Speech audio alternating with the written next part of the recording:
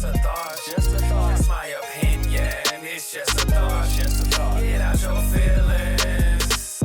You provided alcohol to underage kids at a party at your house. This whole thing is on you. I have a Hollywood staple on the big and small screen. You may also recall and see her on Dynasty. If you have not, you're missing out. The one, the only, Michael Michele is here, and she's talking about this new film on Lifetime that I've already seen and I love. Drunk Driving at 17 premieres on Lifetime this Saturday, April 15th, 8 p.m. Eastern. Make sure you set your DVR. Lifetime is also partnered with MAD, Mothers Against Drunk Driving, to prevent underage drinking to make this movie magic happen. We're going to talk about that and so much more. Without further ado, Michael Michele, so nice to meet you. Thank you. Welcome. Thank you for having me. It is a pleasure. And so I was telling you before we started all the meters running and everything that I've seen the film, and it really took like an emotional toll on me. And I know for someone like yourself that's been in this industry for so long, how do you choose a role? Like, what about this film in particular, or the script even, where you said, hey, I really, really need to do this? So I say to people, yes, I am an OG. I've been around for a long time. Although she doesn't look it. Let's just go thank there. Thank you. But I said, I've never done a Lifetime movie. You know, I thought I had done just about everything, and I had never done a Lifetime movie. So when Lifetime approached me to do this, I thought, okay, people love the Lifetime movies. So so then I see the storyline, and I said, wait a second. I also have a 17-year-old who's also graduated from high school, who's also on his way to college, and I am also having these conversations every weekend about where the party is going to be held, who's hosting the party, who's driving, who isn't driving. You know, so I was living this. So that's why I chose this particular project, because I was living it. And I am living it now, because my son's getting ready to graduate in a couple of days. So I'm living this now every week. Unbelievable. And we see, you know, your son's girlfriend. I won't give too much away. Yes. I mean, very straight laced, does the right things, and just makes a bad decision. It has a bad couple moments and makes a bad decision. And we see this spiral that affects you and impacts you and your family. Yeah. And so I don't think this gives it away. And it's not real life, guys. But Michael does, you know, her husband, they let their son have a little party at the house, and they let them have some alcohol in there, okay? Yeah. And then that's when things unravel. But, you know, as you talk about living this out in real time, is there one thing about motherhood that you were able to kind of re-examine or were forced to really look at differently when you did this role?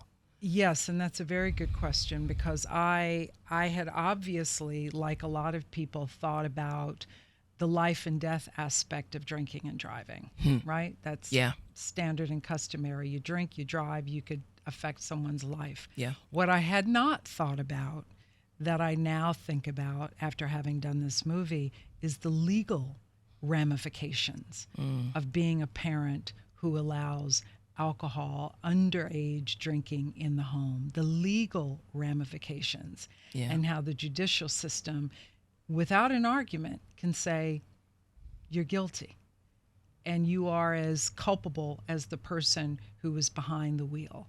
Yeah. And so that was affirming to me in terms of not letting that happen in my home, number one, because of what could happen legally if I do.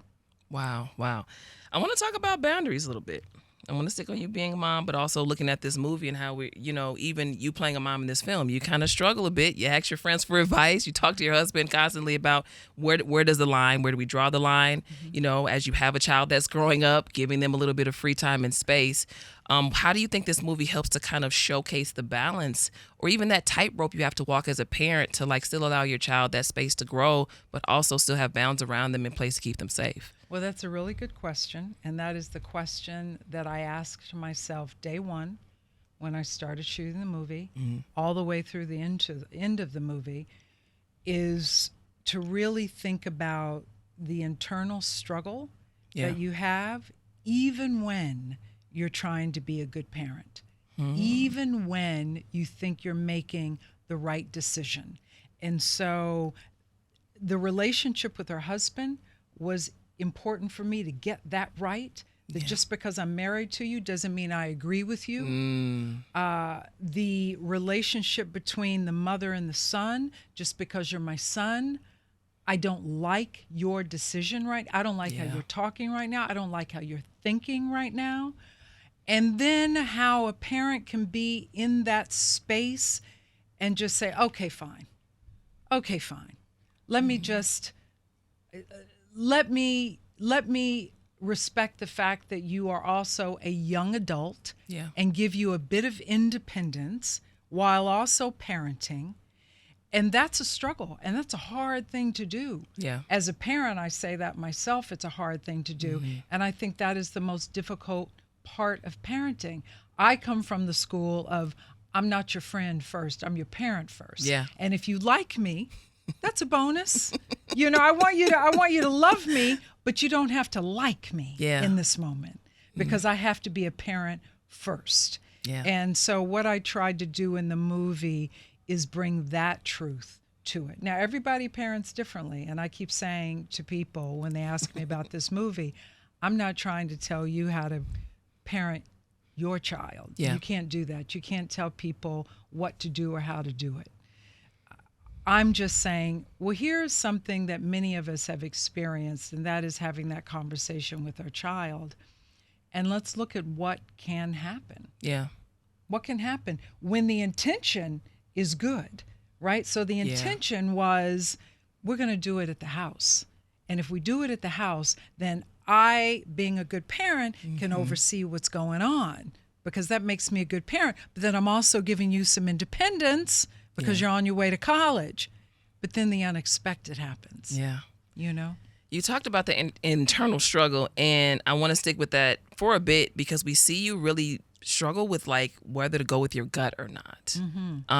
And thinking about how that plays into the film, but also into your own life as a mom. Right. What do you hope this body of work and even your acting showcases for people who watch about just the importance of really listening to your gut and intuition? Sure. So very good question again, because what she realizes at the end of the movie is that her intuition was correct. Her intuition was correct. And life unraveled for a lot of people, herself included, because she did not listen to that internal voice. Yeah. Like, that voice doesn't just appear, it's there. And you hear it and you start to make excuses for why you're hearing it, right? Yes. Oh, I'm hearing it, but no, you're hearing it for a reason. Yeah. There's a reason she was sitting at the table saying, well, what do you think about this? There's a reason she was having the conversation with her husband. There's a reason for it, because internally she knew it was not the right thing to do. Yeah. And she did it anyway. How often do we do that? All the time. Not just with this particular situation, but how All the often time. do we do that? All the time. Like we hear the voice and we ignore it. Yeah. And it is a voice to listen to. Yeah. And then we try to find people to help us ignore the voice. That's right. Then So we try we'll go to to find friends, people to we'll go- justify. Yes. To justify. I know I'm hearing this. I know that I should be doing this particular thing at this particular day and time. Yeah. But I'm not going to listen to that. So let me find some affirmations over here as to why I shouldn't be listening to that voice. Interesting point. I'm not giving too much away by saying this, you all, but I will say the film, it does have resolution, but that little pretty bow that everybody kind of likes to see, you don't necessarily get that. And one of the things that I really liked about the movie is that we see everybody have to pay a certain type of consequence. For you, thinking about all the other projects you've done, why do you think it's important for us to see people really have to pay a price for their decisions? Because sometimes we don't see that all the time. You know, I'm thinking about society today. And when I think about society today, we have crossed into a place, in my humble opinion, where people say what they want to say, do what they want to do, and it's very possible that there are no repercussions. Yeah. You know what I'm saying? And so in this are real repercussions, you know, or if there is a penalty, it's the wrong penalty for the wrong person. Yeah. Yeah. Do you know what I'm saying? So in this particular story, it was a terrible decision that impacted a multitude of lives, and someone has to pay for that. Yeah. Someone has to pay for that, because if no one pays for it, there's no lesson. Mm-hmm. It's done again and again and again and again. And that's kind of the moral takeaway. You know, there has to be an answer for poor decisions that impact the lives of people. Yeah. Bottom line. Yeah. With that said, I want to move to guilt for just a minute, since we're kind of on moral compasses a bit, because we see that play out in this movie. It's a big part of everyone's life to some degree. At some point, we feel guilty about something. But we also see that being worked through as well. Sure. On a number of levels, your character and other characters included. Sure. In your experience, and also keeping this movie in mind, what do you think, how do you think this film showcases the importance of moving through guilt? Not just sitting with the feeling, woe is me, but understanding what you've done, still having guilt, but also moving through that in a way to get you to the other side of that. Boy, you're good. Oh, she's good, everybody. I'm sitting on here thinking about that. Moving through the guilt. Well, I think the show does a really good job of taking you through those emotions, right? Yeah. Taking you through, and I'm thinking about not only my character, but I'm thinking about Savannah's character, who plays the 17-year-old. Yes, she did a great job too. Makes the decision that impacts everyone's life. You really get to see, and I'm mincing my words so I don't give away the story, but you get to go on the journey with everyone. Yeah. And how they feel having made these choices and decisions. Yeah. And how they reconcile it for themselves, for other people. And I also have to think, you know, when it's difficult to answer this without giving away the story, but I guess I should just say, just going through the journey of having to deal with the guilt of the choices you've made. Yes. And how you move forward, right? How you move forward after you have acknowledged what you've done wrong. And how do you move forward? And that's the big thing. It's the acknowledging what you've done is wrong. And once you acknowledge it, then you can go, okay, I'm guilty of what I have done, and now I'm going to move forward. And in the movie, we move forward in a productive way. It isn't just, I'm sorry, but how can I right the wrong? Right. You know, how can I put something good out in the world and answer to kind of the decisions and choices I've made? Yeah. And that's how they deal with the guilt, by doing something positive. Yeah. Yeah. You know? Speaking of positive, and I could relate to this a bit. You know, we see a young lady who again makes a bad choice. One bad choice. But before then, she's a model student, a model daughter, a model child. If you think about a young lady who's just doing the right things, right, she's the personification of that. Yeah, she's on her way to Stanford, an Ivy League college, straight A student. Absolutely. But also, there's an extremism even in that. And so sometimes there's not space when you're this perfect child to feel like you have the grace to make mistakes. So when you finally make one, it's huge. Huge. As a mom yourself, in thinking about this film, what say you to providing that grace space for your child so that little, you know, they feel like they can make little mistakes without feeling like the weight of the world is just taking them over? Does that make sense to you? I do, but I have he's now 18-year-old son, and if you know anything about 18-year-old boys in 2023, it's like, God bless you. Can you give me some grace? You know, can you give me some grace? But, you know, listen, parenting, parenting is one of the most difficult jobs on the planet, because you try to do your best. Yeah. And you hope that whatever you've imparted to your child gets through. But it's difficult. It's difficult. Every kid is different. Every parent is different. And you don't know what you have until you bring the child home. And every decade may be a different experience for you as a parent. Yeah. Because who your child is at 10 isn't who your child is at 15, isn't who your child is at 20. And so I just go back to, you hope that they learn the lessons along the way. Yeah. And that's the best you can do. I mean, I'm not one for supporting perfectionism in any way. Do you know what I'm saying? Because absolutely. it's not sustainable. Yeah. So I have never stressed perfectionism as a parent. What I've stressed is that you do your best. And if your best is only, at this level, 3 feet off the ground, then I expect you to be 3 feet off the ground. Yeah. If your best is 10 feet off the ground, then I expect you to be at 10 feet. But if your best is 10 feet, I don't expect you to be at 20. Do you know what I'm saying? Yeah. So that's how I have parented. I expect you to be your best, whatever that best is. Yeah. And you were your best in this role, which, again, Thank not you. surprising. For you as an actress, what's the biggest lesson you learned in doing this role in particular versus other work you've done? And then what do you want those who watch you in this role to learn from watching the movie? So the biggest lesson for me was an affirmation that my deciding as a parent that I am not trying to be your best friend. I'm not your buddy.